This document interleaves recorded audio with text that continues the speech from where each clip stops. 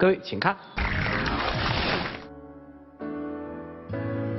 一开始我们俩冲动之下犯了很多错误，后来在一起的时候，就发现彼此性格都很极端，不是很合适。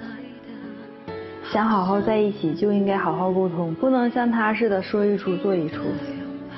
反正现在想想，我们就是不合适。现在你说不合适了，早干什么去了？让我伤到那么深，现在就能一走了之了？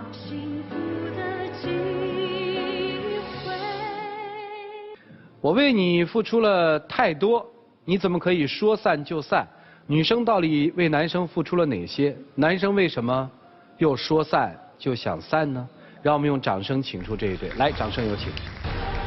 男嘉宾小江36岁，来自天津，是一名广告设计；女嘉宾小李29岁，来自黑龙江，是一名销售。来，有请两位。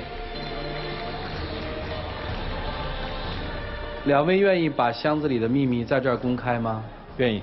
愿意。谈恋爱多久了？差不多1年。为什么他不能说分就分？其实这1年发生了很多事情。你给我们说说吧。我们俩从开始认识是他朋友介绍的，没认识多长时间，然后我就怀孕了。当时你是怎么对我的？我没怎么对你，我不想要这个孩子。他当时跟我说这个孩子不能要，我当时特别生气，我开车走了，然后一个刹车不小心把孩子就掉了。我也很遗憾。当时是我闺蜜和我朋友把我送到医院的，你当时都没来看我一次。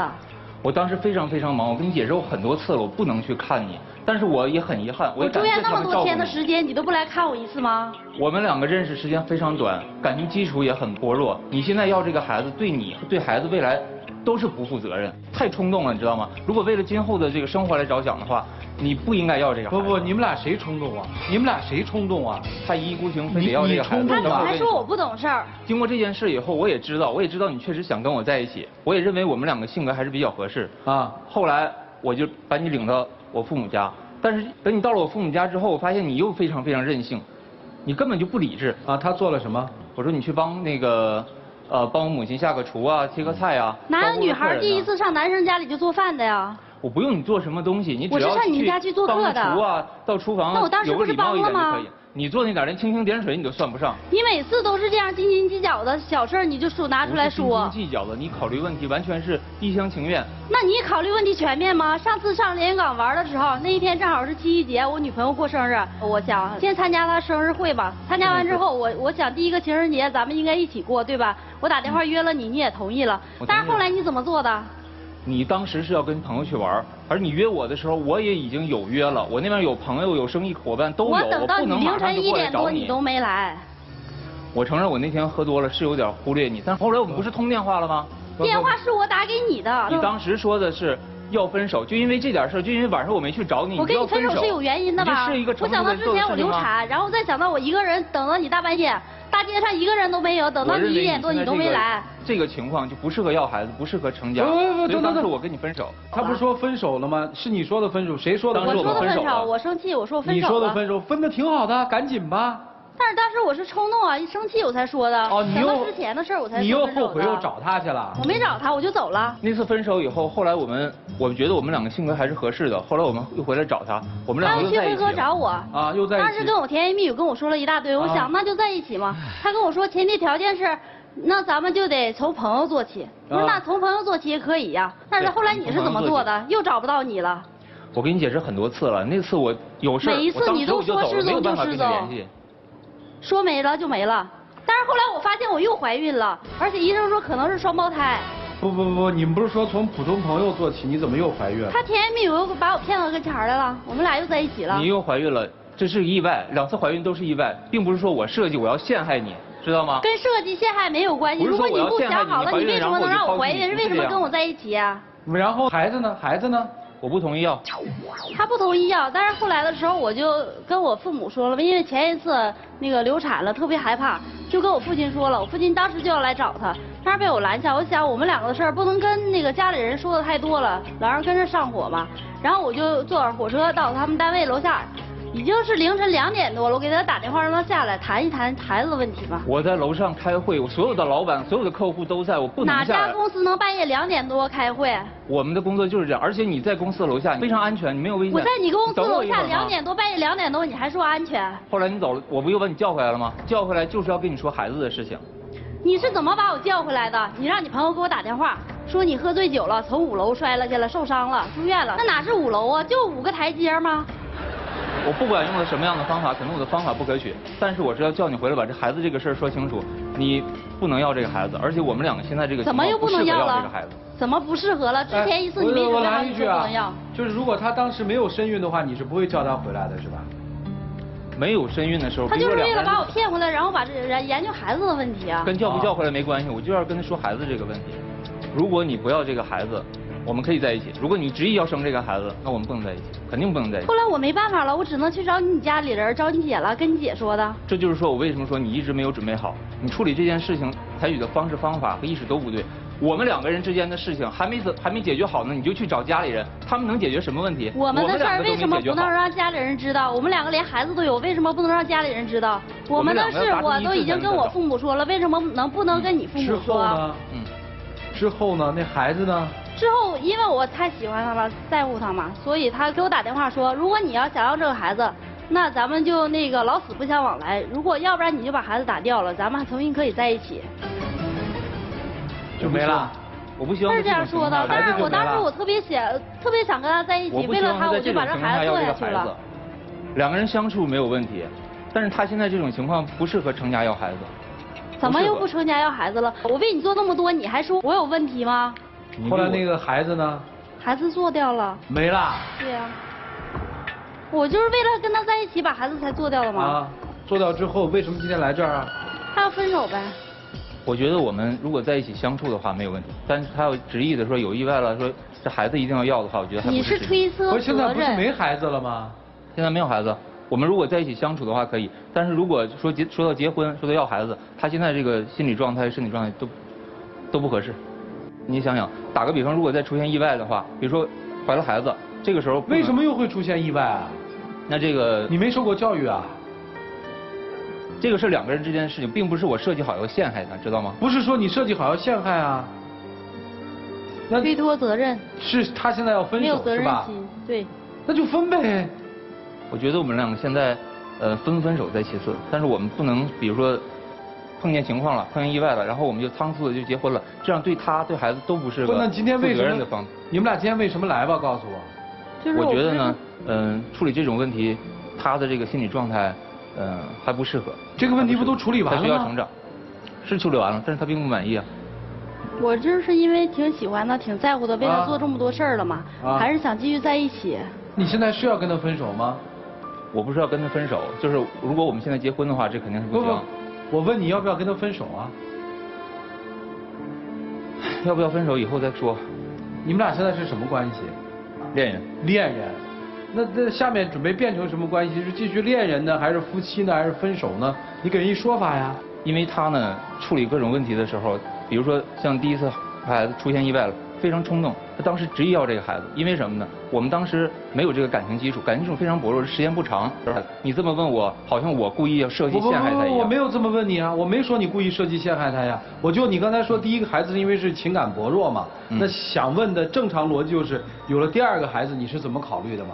有了第2个孩子，我认为他当时的这心理状态也不适合结婚成家，所以我认为这个孩子不能要。那现在你们俩是什么状态呢？情侣状态，对吧？情侣状态。那今天来这儿的目的是，请专家帮我们分析一下我们现在的情况，我们应该怎么做？是这意思吗？是这意思。你也不知道怎么做？我现在我也不知道，因为我为他做这么多了，然后他还总挑我刺儿，说我毛病多，每一次都把我骗回来哄回来了，说跟我在一起，然后还不想负责任，我也不知道该怎么办呢。来吧，老师们，一起进入丘比特问卷。你要是我妹妹的话，我把你关起来也不让你跟他继续交往了。你说说人家不主动、不拒绝、不负责，2孩子都没了，他说我觉得你的现在的心理状态和生理状态都不适合结婚，不适合要孩子。其实这是话的意思，就人家没打算对你负责任，咱还上赶着干什么呢？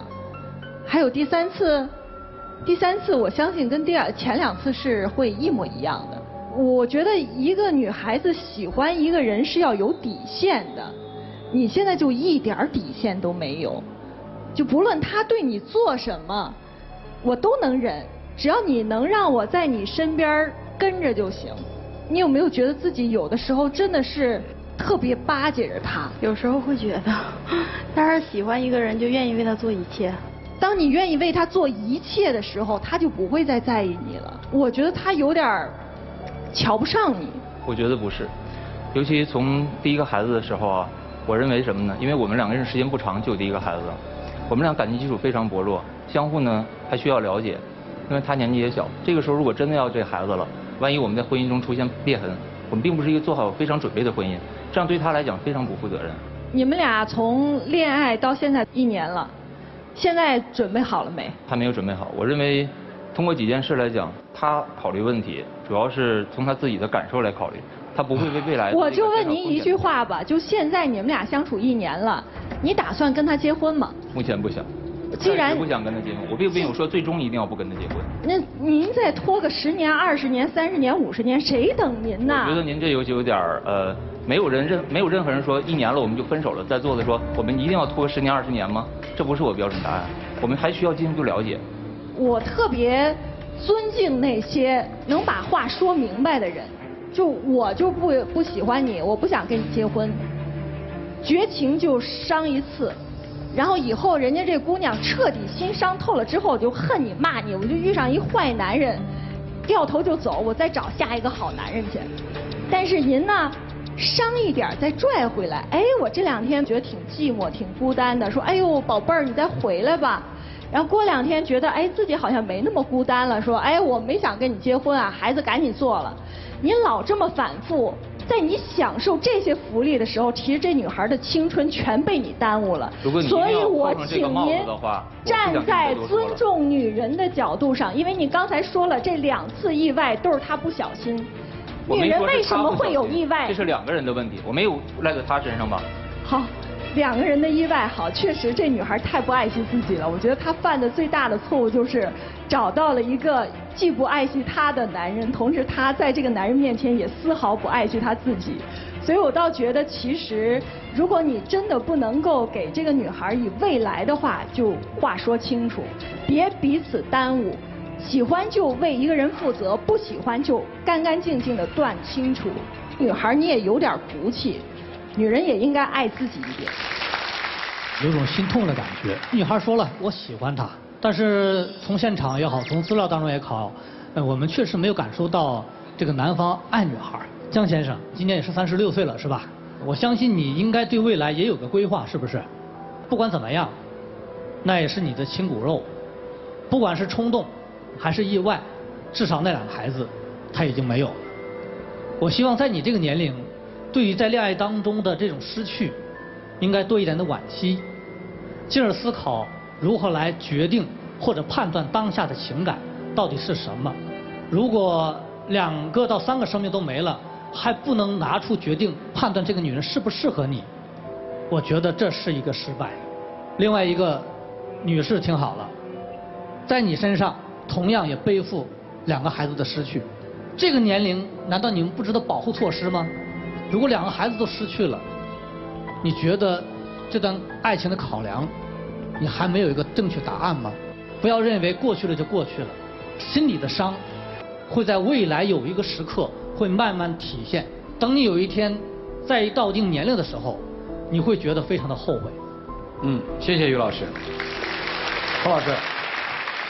其实我要是那个女孩，很简单，上去给他2个耳光，踹一脚，完了说滚。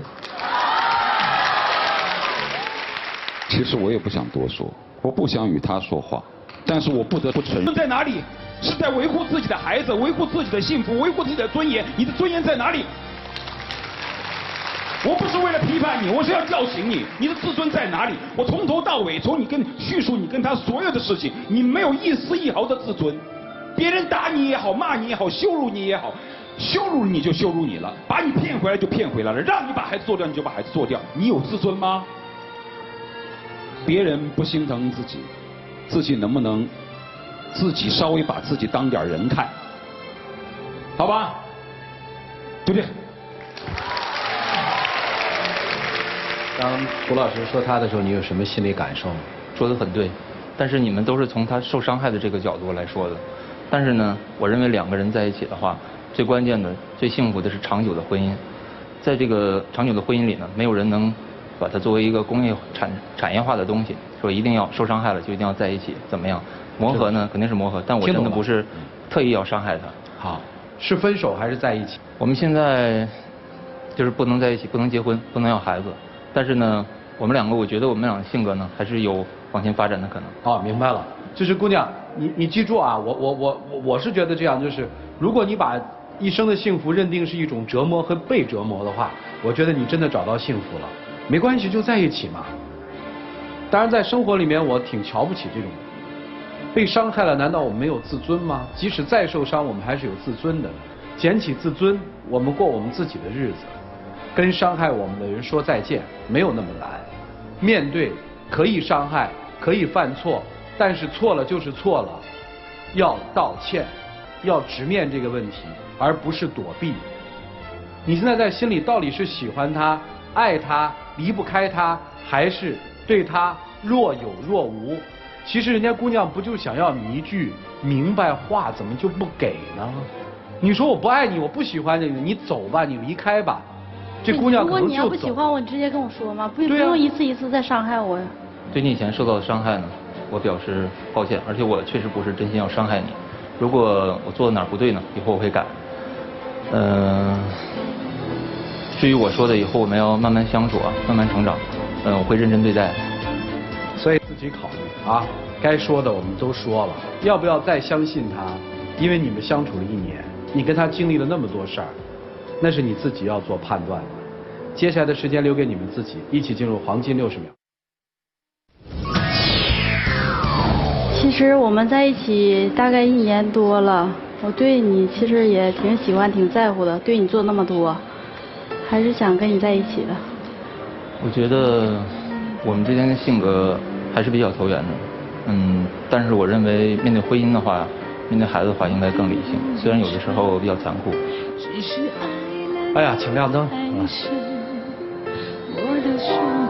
我们这儿还有一次这个求助的机会哈，两位谁用？女生？我选不求助了。我选。啊？我选求助。你选求助哈，看一下。好 ，A， 求助现场观众 ，B， 倾听第三方的声音 ，C， 求助爱情导师。你的选项是？我选 C。涂老师，求助你。你求我？还是我求求你吧？我求求你，我求求你像一个男人一样的离开。我不去质疑说你们之间有没有真正的爱过，我也不再去赘述你曾经所做过的那些我看不起的那些所谓的事情。你有你的价值观，但我还是那句话，做人可以犯错，不要错以致死。如果你今天能够抬脚离开，我保留对一个男人最基本的尊重，就这样。来，两位请交换一下箱子。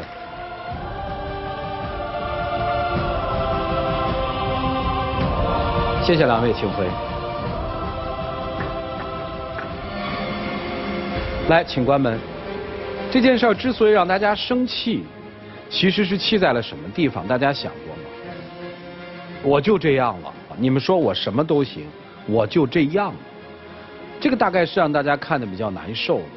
而女生好像并没有在涂老师关切的问答之中醒过来，希望她能醒吧。